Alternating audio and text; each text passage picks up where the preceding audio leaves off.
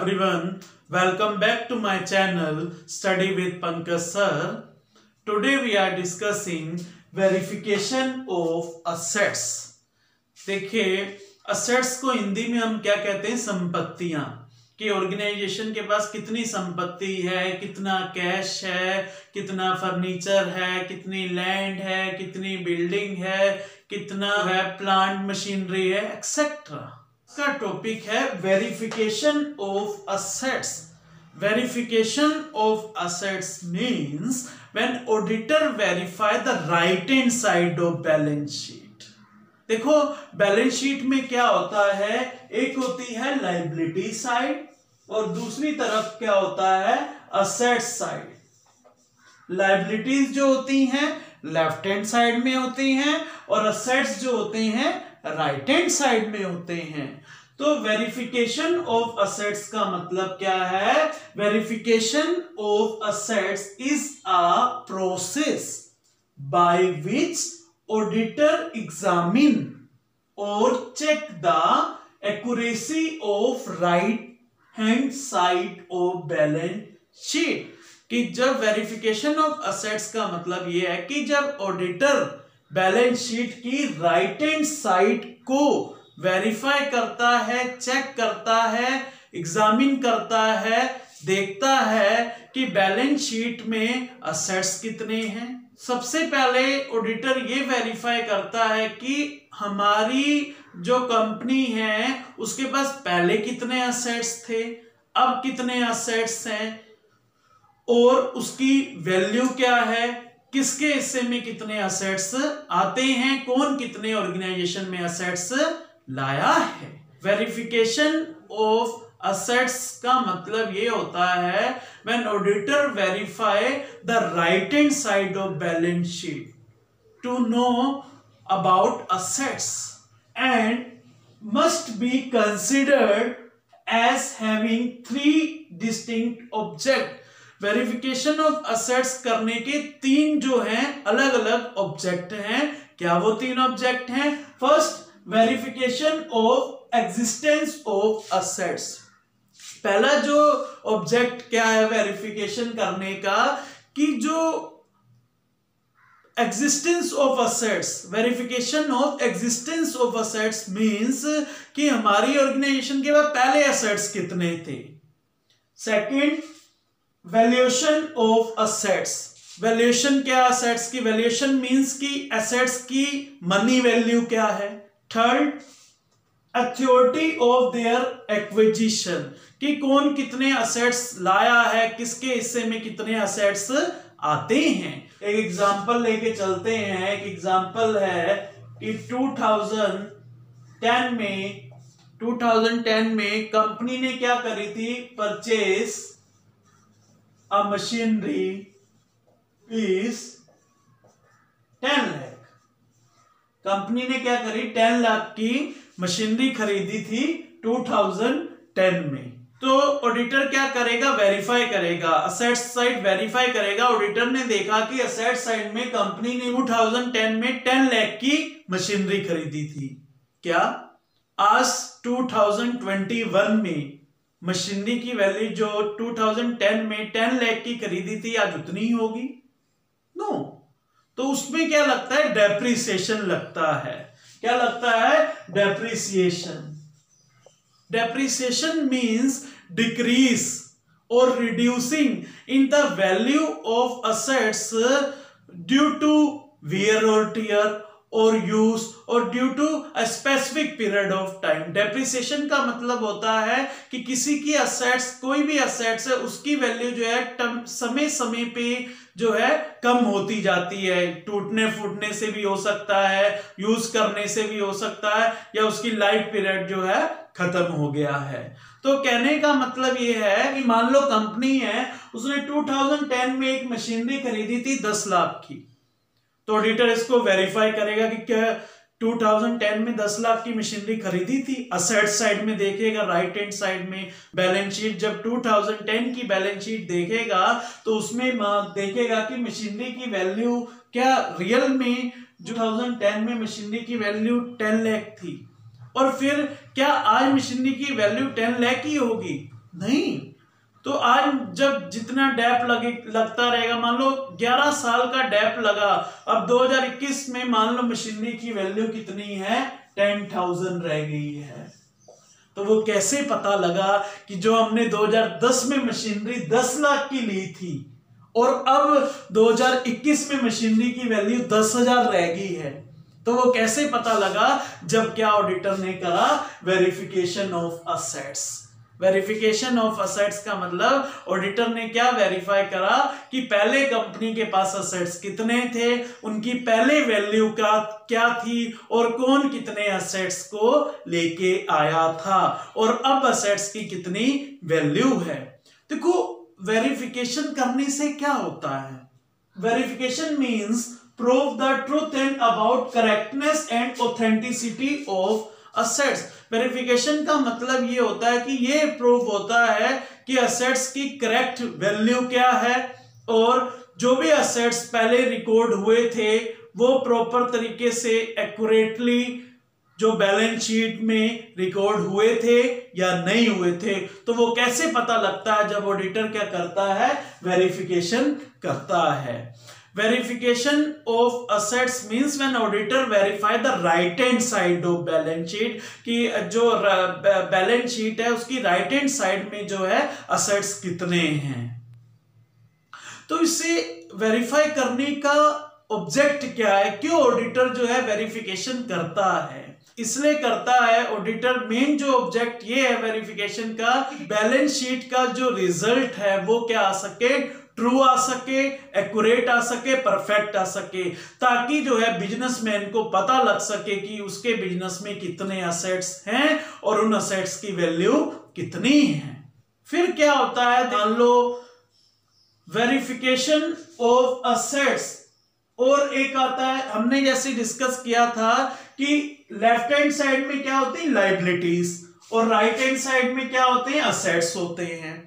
तो जितना verification of assets important है उतना ही वेरिफिकेशन ऑफ लायबिलिटीज इंपॉर्टेंट है। तभी जो है ऑडिटर को बैलेंस शीट का रिजल्ट एक्यूरेट पता लग पाएगा कि एक्चुअल में बिजनेस की कितनी लायबिलिटीज हैं, कितने असेट्स हैं।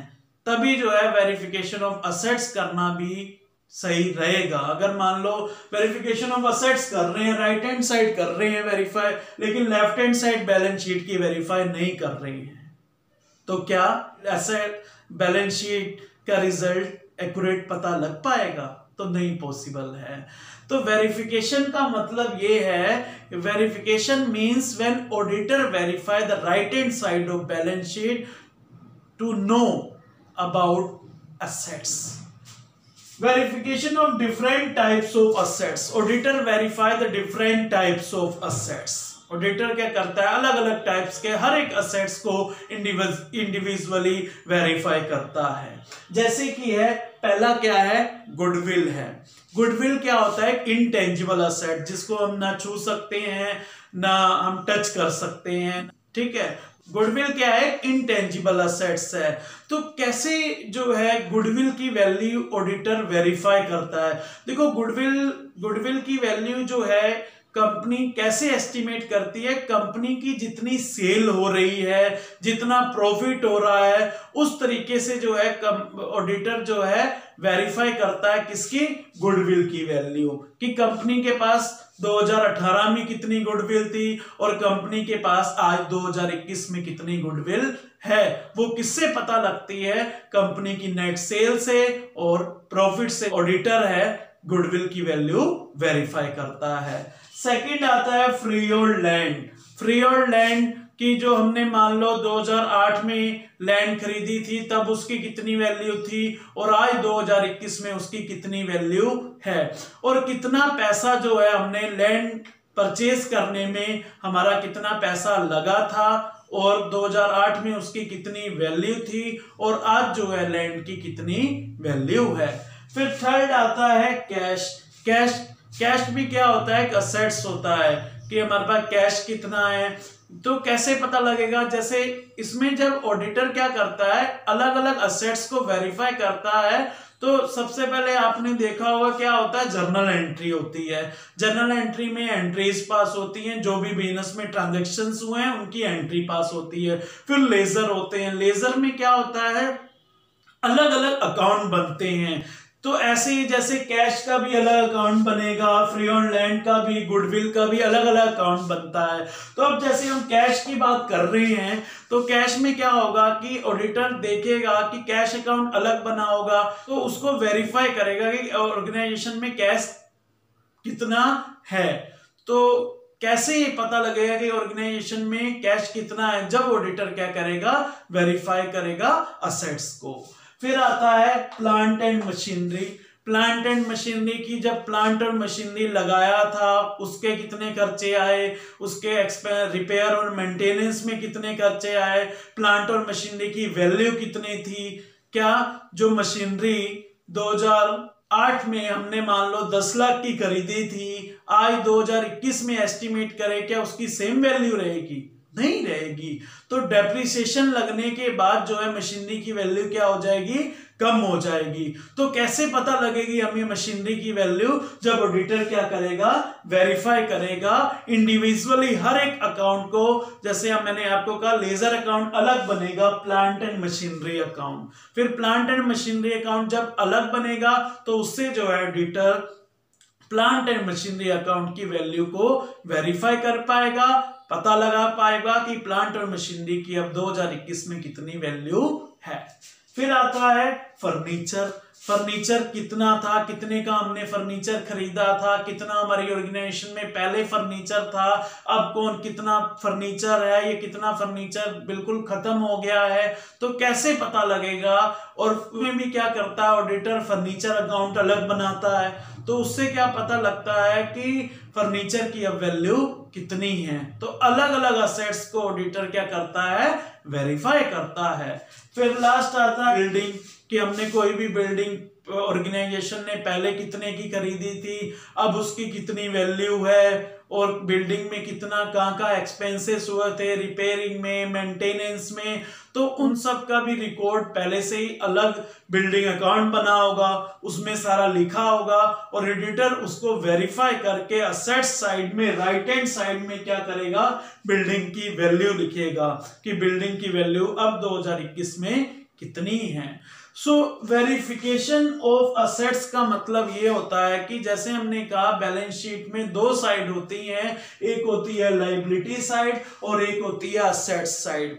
असेट्स वेरिफिकेशन ऑफ असेट्स का मतलब होता है कि जब ऑडिटर क्या करता है, बैलेंस शीट की राइट हैंड साइड को क्या करता है, वेरीफाई करता है, देखता है कि पहले जो है ऑर्गेनाइजेशन के पास कितने असेट्स थे और उन असेट्स की पहले वैल्यू क्या थी और अब कितनी वैल्यू है। फिर ये देखता है कि कौन कितने असेट्स लाया था ऑर्गेनाइजेशन में। हर एक ऑडिटर क्या करता है, हर एक इंडिविजुअली असेट्स को पहले वेरीफाई करता है कि ऑर्गेनाइजेशन में पहले कितने असेट्स थे, अब कितने असेट्स हैं, और हर एक असेट्स की वैल्यू को जज करता है, एग्जामिन करता है, चेक करता है कि अब जो असेट्स की कितनी वैल्यू है। क्या बैलेंस शीट 2018 में बनी होगी उसकी असेट्स की वैल्यू और आज 2021 के असेट्स की वैल्यू सेम होगी? नहीं होती, इम्पॉसिबल है। जो फर्नीचर हमने 2018 में 10 लाख का लिया था, क्या आज वो फर्नीचर 2021 में 10 लाख का ही होगा? तो इम्पॉसिबल है।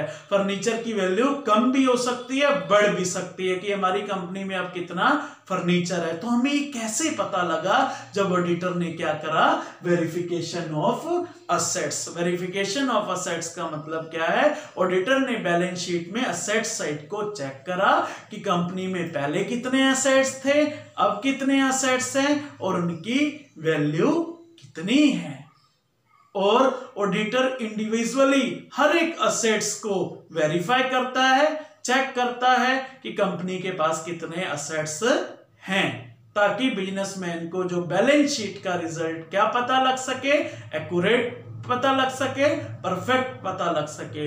वेरिफिकेशन ऑफ असेट्स इसलिए करते हैं ताकि बिजनेसमैन को जो बैलेंस शीट है उसका जो रिजल्ट है ट्रू फेयर पता लग सके कि बिजनेस में कितने असेट्स हैं, ताकि बिजनेसमैन बिजनेस को चलाने के लिए आगे कोई फ्यूचर पॉलिसी बना सके और अपने बिजनेस का ऑब्जेक्टिव पूरा कर सके। आई होप आपको ये वीडियो अच्छी लगी होगी। Please like, share and subscribe my channel and also press the bell icon. Thank you.